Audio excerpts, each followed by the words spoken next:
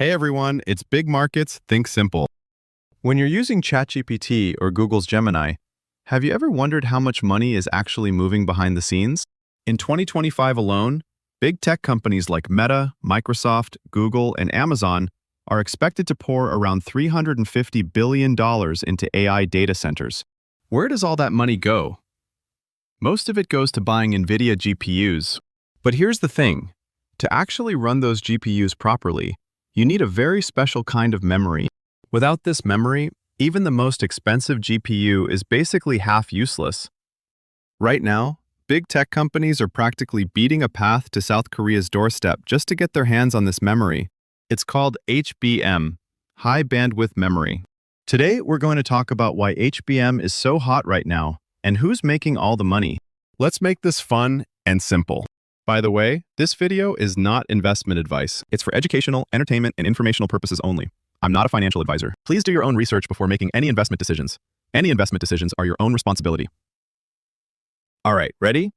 Let's dive into the HBM story. You use ChatGPT, right? Google Gemini, Microsoft Copilot, these generative AI services. Do you know where they actually run? Not on your computer or phone. Somewhere far away, there's a massive computer doing all the calculations for you. That's a data center. The more popular generative AI becomes the more data centers we need to support the cloud. What's inside a data center? The calculation masters tens of thousands of GPUs. So what are big tech companies doing right now? They're building data centers and buying GPUs at an absolutely crazy pace. Why are they throwing so much money at this? Simple. If you lose the AI race, your company has no future.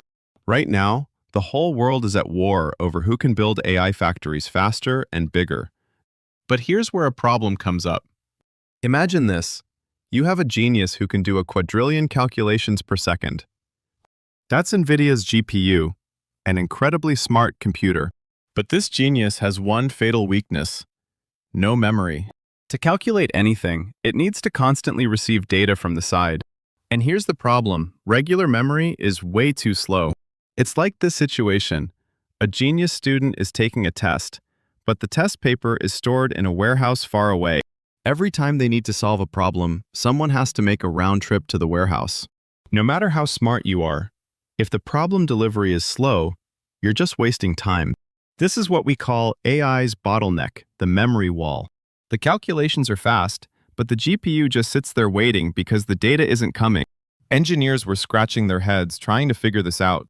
How can we get data faster? Then someone says, if we don't have land to spread out, why not stack it upward? That's how HBM, high bandwidth memory, was born. Let me explain it simply. Regular memory is like a one-story parking lot spread out wide. Cars drive all around the parking lot to fetch data.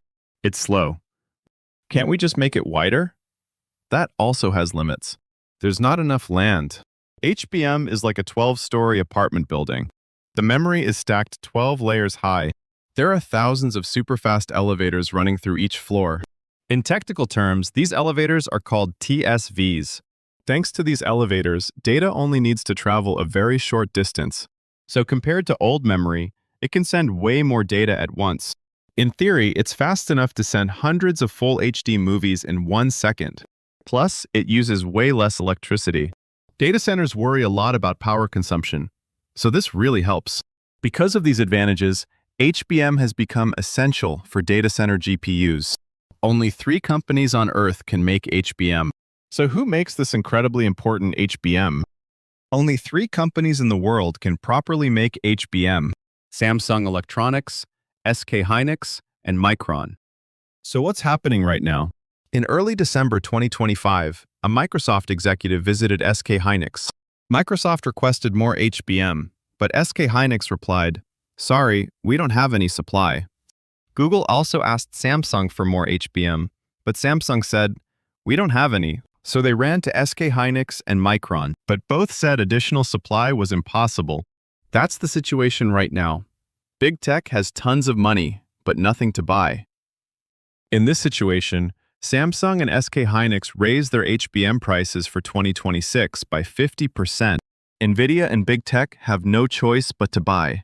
Without HBM, GPUs can't perform. Now, let me tell you the origin story of HBM. Right now, the AI market is basically dominated by the combination of NVIDIA's GPUs and SK Hynix's HBM. But did you know? The company that first introduced HBM technology to GPUs wasn't NVIDIA. The unexpected hero was NVIDIA's longtime rival AMD. AMD was the first to apply HBM to GPUs and partnered with SK Hynix first. That was the starting combination for HBM. But then the tables turned again. When NVIDIA first made HBM-based GPUs, the company that supplied that HBM was Samsung. Back then, AMD was thinking, how can we send data faster? And they found a way. Don't put memory on the side, stack it like an apartment. In 2015, the world's first GPU with HBM was born, the Fury. Technically, it was innovative, but the result was disastrous. It was too expensive and the performance wasn't special. People didn't buy it, and it was forgotten in the market. At that time, NVIDIA thought, this isn't for gaming, it's for data centers. Because in data centers, performance, power efficiency, and computation time matter way more than price. For example, the RTX 4090, a gaming GPU, costs about $2,000, but the H100, a GPU for AI training, costs around $40,000 per unit and still sells. Why? Because in this market, it's not about how cheap it is, it's about how fast you can calculate. NVIDIA saw the future where deep learning and AI research would grow bigger. So in 2016, NVIDIA released the Tesla P100, a GPU dedicated to AI. It was the first product to seriously implement HBM2. The company that supplied the HBM at that time was Samsung Electronics. At this point, Samsung was in the lead. And here comes a crucial fork in the road for both companies. At the time, HBM was only 1 to 2% of the entire DRAM memory market, a niche product. Samsung thought, HBM? The technology is good, but the market is too small. Server memory, smartphone memory, NAND, foundry. Samsung had too much to do. They couldn't bet everything on HBM. On the other hand, SK Hynix was desperate. They were the eternal number 2 in memory. They needed a game changer. This is our chance. If not now, when will we ever overtake them? SK Hynix bet everything on HBM. All in. In 2019, they made massive investments in HBM and deployed engineers on a large scale. They made their big move. Time passed to winter 2022, and AI demand exploded with ChatGPT. NVIDIA immediately released the H100, a GPU exclusively for AI data centers, with HBM3, and SK Hynix exclusively supplied this HBM3. Samsung failed NVIDIA's quality tests due to heating and power consumption issues. The moment SK Hynix's all-in HBM strategy succeeded. In 2024, when H100 shipments exploded, here are SK Hynix's numbers. In 2022, SK Hynix had revenue of about $35 billion and operating profit of about $5 billion. In 2024, they recorded revenue of about $47 billion and operating profit of about $18 billion. Operating profit more than tripled. Operating margin jumped from 16% to 35%. Also, they grabbed 50% of the HBM market share. Samsung and Micron weren't going to just sit there. From HBM3E in 2024, they rejoined NVIDIA's supply chain. And 2026, a new era is coming. NVIDIA's next-generation GPU Rubin and HBM4. Recent news shows Samsung received the highest evaluation in NVIDIA's HBM4 sample testing, showing Samsung is sharpening their knives. This fight isn't over yet. So here's a question.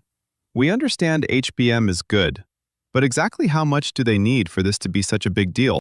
The answer is in data centers.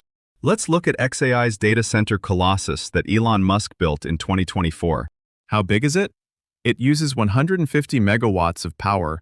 That's the electricity consumption of a medium-sized city. This scale is called a hyperscale data center. How many GPUs are inside? 100,000. That's a lot, right? But the H100 GPUs used here have 5 HBMs each. So a total of 500,000 HBMs are in there running. That's a massive amount, right? How massive? It's an amount that companies like SK Hynix, Samsung, and Micron can only supply over several months working at full capacity. And Colossus is still expanding.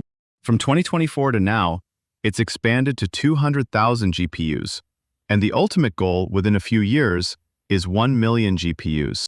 That means they'll need over 5 million HBMs.